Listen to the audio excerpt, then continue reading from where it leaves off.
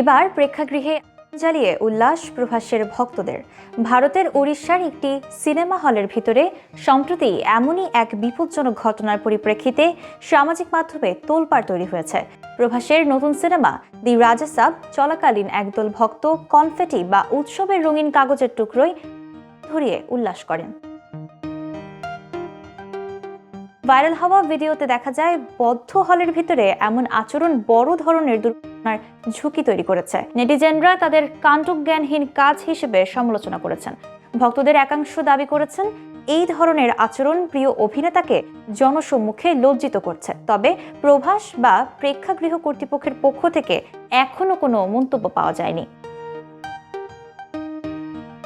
9 জানুয়ারি মুক্তিপ্রাপ্ত দি রাজা sub cinema শুরু থেকেই ভক্তদের মধ্যে ব্যাপক উত্তেজনা তৈরি করেছে। এর আগে সিনেমার একটি দৃশ্যের সঙ্গে মিল রেখে কিছু দর্শক কুমিরের ডামি নিয়ে প্রেক্ষাগৃহে হাজির হন। এবার জ্বালিয়ে উল্লাস দেখানোর ঘটনা আবারও আলোচনার কেন্দ্রবিন্দুতে নিয়ে এসেছে।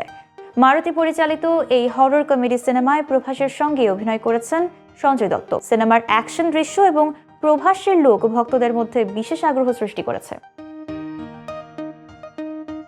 তবে প্রেক্ষাগৃহের ভিতরে এমন বিশৃঙ্খল আচরণ জননিরাপত্তার জন্য বড় প্রশ্ন তুলেছে। বিশেষজ্ঞরা সতর্ক করেছেন, শুধু উত্তেজনা বা উল্লাসের জন্য এমন কাজ করা বিপজ্জনক এবং অপরাধমূলকও হতে পারে। সিনেমা দেখার পরিবেশ নিরাপদ রাখতে হলে দর্শকদের দায়িত্বশীল আচরণ অপরিহার্য। এই ঘটনার পর আবারও প্রমাণ হলো যে প্রভাসের জনপ্রিয়তা ভক্তদের উত্তেজনা বাড়িয়ে দিতে পারে, কিন্তু তা যদি নিয়ন্ত্রণের বাইরে চলে যায় তবে সেটা অভিনেতা এবং অন্যান্য দর্শকদের জন্য ঝুঁকির কারণ হয়ে দাঁড়াতে পারে।